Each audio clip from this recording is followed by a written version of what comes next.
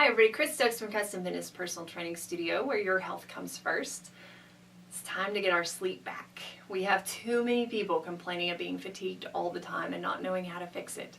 In fact, I've got so many people that I talk to that are taking nightly sleep aids and daily energy drinks or pills to be able to make it through just life. Life was never meant to be this way. It was meant to be enjoyable. We have a specific rhythm within our body that really needs to be met. It needs to be balanced out, but it gets disrupted so much from stress, from lack of sunlight, from lack of consistency in our schedules, and from medications. So I just want to give you a few tips today on how to improve your sleep. Now, this is the first part of a multi-part series here, so hang with me as we get through these videos. But I really wanted to help you today to create a pre-bed ritual or a pre-bed routine.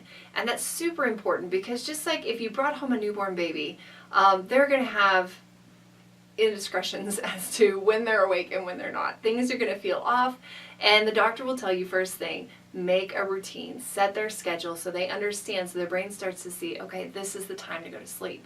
And as adults, I think we kind of give up on that. We just say, well, we're so busy, we've got the kids things, we've got our work, we've got this, that, and the other, and we don't have time to do the same thing every day, or we're running at 90 to nothing until bedtime, and then we drop, and we can't understand why it takes us 2 hours to go to sleep. So first step, if it's taking you more than 20 minutes to go to sleep, you're probably not in a good time to go to sleep. You need to get up, do something else, and then go to bed. If it's taking you less than 5 minutes to fall asleep, you are exhausted, and you need to kind of balance that out a little bit as well. Maybe calm down a little bit before bed so that you can not quite be as exhausted. Because if you're too tired, you still don't sleep very well. If you're not tired, you can't sleep at all, right? So we want to kind of look at this, so from different directions. Now, before we get too far into this, I also want you to understand that what I was talking about by our rhythms inside, that's our circadian rhythm, and that is our sleep-wake cycle, if you will. We're supposed to be asleep for a certain amount of time for our body to heal and regenerate and to be able to do the work that it needs to do when you're not doing anything. It can't do that work when you're busy and up moving around and stressed out and trying to take care of everybody else. It has to do that when you're at complete rest. So it needs that time. That's part of our REM cycle. The other part to the circadian rhythm is that our body needs to be awake and energized at certain parts. And I know a lot of times when I tell people hormones, they think just of estrogen, progesterone, testosterone, but you know what? We have over 300 different hormones in our body. 2 of them are melatonin and cortisol. Melatonin helps to control that sleep cycle so that we sleep more. Cortisol starts to help control our wake cycle. Cortisol is also involved whenever we're too stressed. It comes in to help combat the physical symptoms of stress that happen internally, which we've talked about before. So we have the circadian rhythm. It's out of whack. What do?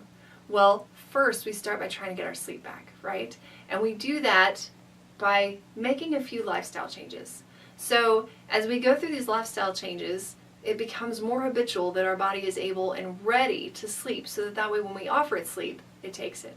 So number 1 is electronics. They're huge. It doesn't matter whether it's something in your hand, whether it's a book you're reading on a digital device, whether it's on the TV or the radio. Any of these electronics are putting off energy waves that are really just jacking your waves up. So we all have energy floating around us all the time, and as those things are putting off waves, it messes with our brain, it messes with our energy, and it keeps us from being able to sleep. So with electronics, we want to step away from all electronics 30 minutes or more before bed. Just set them all aside, put them away from you. If you're sleeping next to electronics, move it to the bathroom at least. Get it as far away from you as possible. Allow your body to reset naturally. So that's the first step, and it's a hard one for some people, but we do want to start working on that because our body was not meant to be around these types of energy waves all the time. Now, if that TV is on in the background and you think, well, I'm not even paying attention to it, I'm over here grading papers or doing whatever I may be doing, the thing is that your brain is still trying to pay attention to it. It's paying attention here and it's paying attention over there, and it kind of revs it up, if you will. It's almost like being in Vegas at 4 o'clock in the morning. You feel like it's the middle of the day because the lights are on, the sounds are going, everybody's there. So it tricks your brain, and that keeps you awake longer too. All right, now the second step is to get to bed before your second wind. So too many people tell me that they're night owls. They say, I don't know why I stay up. We go through the day. They're not doing anything. They're not wanting to stay up. It's just, I feel awake, so I stay up. Well, the problem is that they missed the window where they were tired. So maybe they got tired around 10:30, and they thought, well, that's great, but I really want to watch this show. So they watched the show, and by 11:30, they're wide awake again. They can't go to sleep. So don't miss that window. Don't miss that opportunity to go to sleep. If you're feeling your body feel tired, that's your body saying that it needs to go to sleep, okay? And I know that that can be hard mentally for some of us who are okay staying awake later and things like that, but you really need that sleep at a certain time during the night in order to make your body work well. All right, so we want to make sure and do that. Now, if you're still having trouble sleeping, what we want to do is a brain dump or journaling before bed. And we want to do that by hand. I know that you can probably type it faster than you can write it, but number one, it gives you a chance to work on your handwriting skills. Always a good thing, right? But what it's doing is it's taking those thoughts and putting them on paper. So that way then they are solidified. When you handwrite something, it tells the brain that you actually wrote it down. Your brain can say, okay, that's down. I don't have to think about it again. It can let it go. But when you type it, research shows us that that does not send the same signal to your brain, saying that you've written it down. So then you keep remembering it and thinking about it over and over again all night long and waking up and tossing and turning.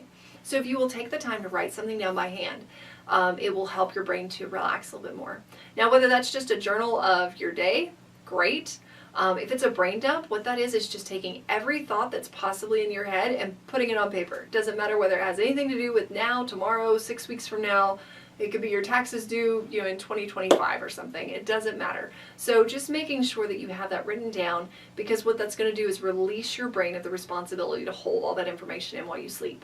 So that is kind of stepping you forward to better sleep. Now, the bonus to that is during that brain dump, what I do to help me with my time management is I write down the big 3 things that I'm going to be working on the next day. So I try and segment out my brain dump so that I have my big 3 that I'm working on.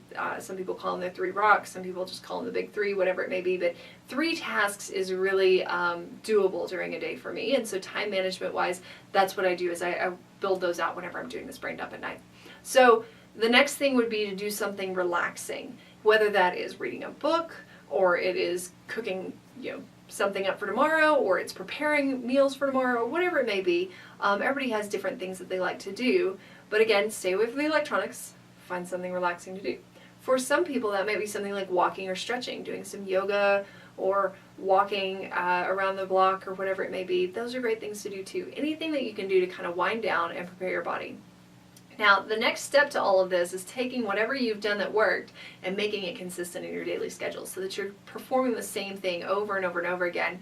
Doesn't mean that it has to be the exact same, like you're doing the same yoga stretches or you're doing the same path with your walking or whatever it may be, but the same idea, so that you're getting your body ready for bed and you're training it to build this new habit to accept bedtime better, so that way then when you do sleep, your body is able to rest and regenerate and renew, so the next morning, hopefully, you feel a little more awake. If you feel like you need some help with your sleep-wake cycle or with anything else in the health, fitness, nutrition realm, we'd be happy to talk with you. Feel free to give us a call, 806-322-3188, and we'll just sit down and see if we're the right fit for you. Have a great day.